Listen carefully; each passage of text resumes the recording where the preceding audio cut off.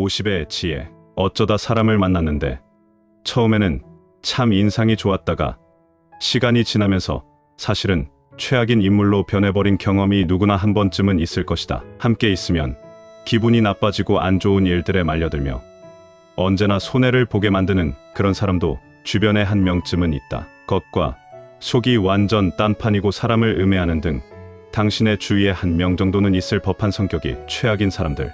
그런 사람들과 관계를 맺게 되면 스트레스가 몰려오고 정신적으로 내몰리는 국면에 다다르기 쉽다. 최악의 경우에는 자기 자신조차도 그런 비정상적인 사람으로 변할 수 있는 가능성이 있어 더욱 신경이 쓰일 것이다. 절대로 상대하지 말아야 할 최악의 사람들은 4가지 특징을 가지고 있다. 첫 번째, 만나는 사람에 따라서 태도가 돌변하는 사람. 성격이 나쁜 사람은 상대가 자신에게 이익이 되는지 아닌지를 항시 판단하고 사람에 따라서 극단적으로 태도를 바꾼다. 이용할 대로 이용했거나 뭔가 건질 것이 있다고 판단했을 때에는 때로는 온화하게, 때로는 횡포에 가깝게 사람을 조종한다. 많이 보는 예로 식당에서 종업원에게 반말을 넘어 명령조로 말하거나 클레임을 걸 듯한 언동을 하는 사람들은 눈여겨볼 필요가 있다. 성격이 나쁜 사람은 지위, 명예, 돈 등의 약한 경향이 있고 태도와 언동의 이면성이 교묘해서 때로는 자신도 속고 있다는 사실을 눈치채지 못하는 사람도 있다. 만약 주변에 이와 같은 행위가 의심되는 사람이 있다면 그 사람이 약한 위치에 있는 사람들 앞에서 어떤 행동을 취하는지 주의 깊게 주시해 볼 필요가 있다. 예를 들어 목표를 위해 필사적으로 노력하는 사람에게 대놓고 야, 그딴 거 한다고 뭐가 되겠냐?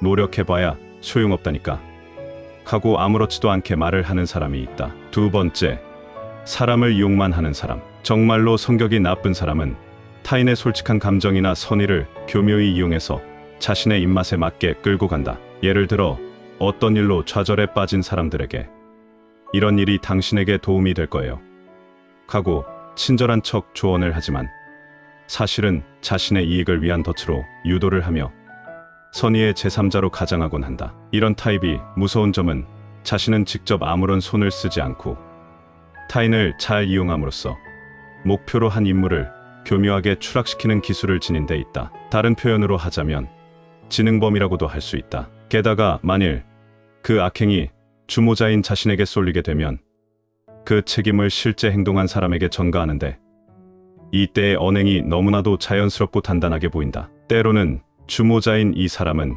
피해자로 돌변하기도 한다. 만약 당신 주변에 언제나 지시만 하는 경우가 많고 말뿐이며 행동은 하지 않는 타입의 사람이 있다면 이런 부류에 속할 가능성이 높으니 주의를 할 필요가 있다. 세 번째, 자신이 하지 못하는 것이나 가지지 못한 것에 대한 질투심이 있고 그것을 무시하거나 비아냥거리는 투로 부정하는 사람. 자신이 아는 얄팍한 지식을 드러내놓고 그것을 모르는 사람이 있으면 그런 것도 모르는 게 말이야 하고 조롱하고 무식한 인간 취급을 하는 사람. 이런 사람이 주변에 있는 것만으로도 자신감과 적극성이 낮아지며 최악의 경우 자기 자신의 정체성마저 잃게 될지도 모른다. 만약 그런 사람들을 부모로 두고 있다면 더 말할 필요가 없을 것이다. 이런 사람들임을 눈치챘을 때에는 위험 인물임을 인지하고 되도록 조속히 거리를 두어야 한다. 타인의 비밀이나 정보를 아무런 주저함도 없이 흘려버리는 사람도 같은 부류이다. 항상 그런 언행을 하는 사람이 주변에 있다면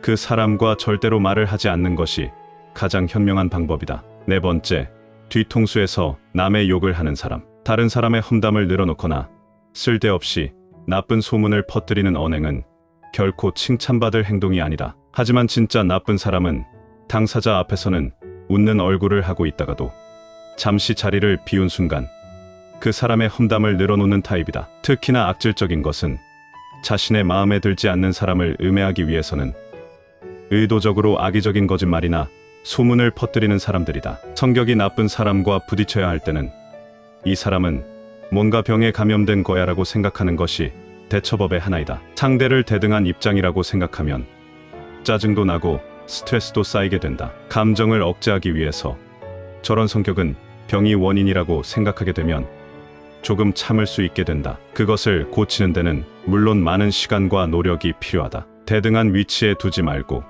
부처님과 같은 따뜻한 시선으로 지켜본다는 자세로 임하는 것이 득이다. 영화나 막장 드라마에서나 나올 법한 성격의 사람을 간혹 실제로 마주하는 경우가 생긴다. 하지만 그것도 무언가 의미가 있는 것일지도 모른다. 그 속에서 자신이 느끼지 못했던 자신의 잘못을 발견하게 될지도 모르는 것이다. 어쩌면 악역은 이 세상에서 선한 사람들이 반면교사를 삼을 수 있도록 심어놓은 메시지일지도 모르는 것이다. 할 수 있다면 평생토록 미치광이 같은 나쁜 놈들을 안 만나는 것이 최고이겠지만 직장이나 주변에서 의외로 높은 확률로 이런 사람들과 만나게 된다. 성격이 최악인 사람들을 대하는 대처 방법 중 또 하나는 되도록 거리를 두어야 한다는 것이다. 가장 좋은 것은 관계를 완전히 단절시키는 것이지만 가족이나 직장, 상사, 동료 등 피치 못하게 얼굴을 보고 살아야 하는 경우가 있으므로 현실적으로 어려울 것이다. 이럴 때는 최소한의 접촉만으로 끝내야 한다. 충돌이나 간섭,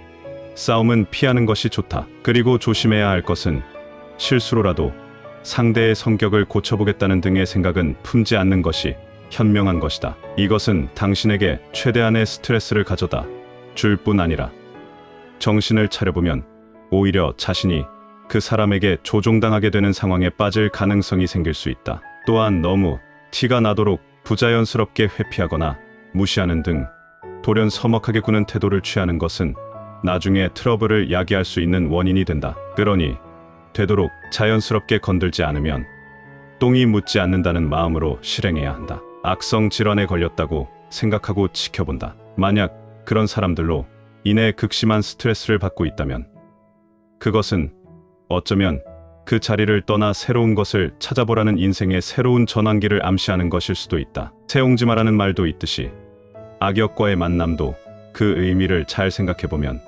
자신에게 도움이 되는 방향으로 길이 보이게 된다. 또 이런 사람들도 있다. 상대가 이야기할 때 귀를 닫고 듣는 사람은 상대가 무슨 이야기를 해도 이미 자기 안에 답을 갖고 있다. 타협하거나 최고의 여지를 두지 않고 상대가 어떤 말을 해도 들으려고 하지 않을 뿐만 아니라 심지어 이야기를 계속 이어가는 사람을 깔보거나 업신 여기기까지 한다. 대화가 이어질수록 소통의 문은 닫히고 심지어 분통과 우라통이 터질 수도 있다. 빨리 이야기를 그만두고 자리를 뜨는 게 상책이다. 어떤 사람은 자신이 도움이 필요할 때만 찾아오는 사람이 있다. 그 필요가 충족되면 소식을 끊고 살다가 다시 뭔가가 필요해지면 필요한 도움을 요청한다. 인간관계는 끊임없이 애정과 관심을 갖고 보살펴야 하는 수동 시계와 같다. 애정과 관심이 식으면 단계는 넘을 수 없는 경계가 생긴다. 경계는 이제 다시 넘을 수 없는 한계로 자리 잡는다. 필요할 때 필요한 걸 부탁하면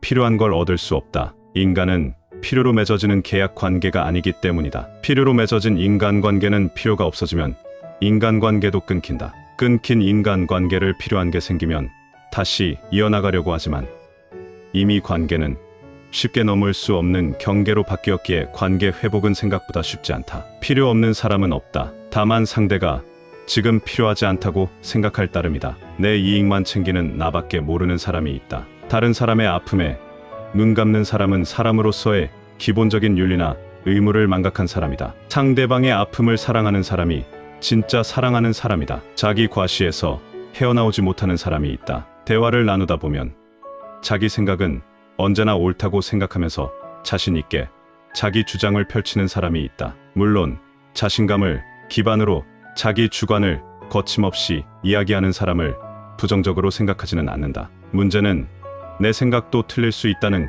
가능성을 열어놓지 않고 자신을 맹신하는 사람의 생각이다. 지금 내 생각은 내가 살아오면서 겪은 직간접적 체험이 역사적으로 축적되어 생긴 산물이다. 생각은 그래서 역사성을 띠고 있다. 내 생각을 만들었던 그 당시의 상황이 지금과 다를 수 있기 때문에 지금 내 생각은 지금 여기에 안 맞을 수도 있다. 더욱 심각한 문제는 자신이 갖고 있는 경험과 지식을 지나치게 높이 평가하면서 자신과 다른 상대방의 관점을 인정하지 않으려는 고집이나 아나무인의 자세다. 사람은 저마다의 생각을 갖고 각자 다른 환경에서 다르게 살아간다. 누군가의 이야기가 틀렸다고 생각하기 이전에 내 생각과 어떤 점에서 다른지를 먼저 생각해 볼 필요가 있다. 모든 생각은 일리가 있는 의견이다. 귀하게 대접받으려면 귀를 기울여야 한다. 경청할수록 경건해지고 상대방을 존경하게 된다. 내가 기울인 만큼 나는 기울어지지 않는다. 오히려 상대를 똑바로 세워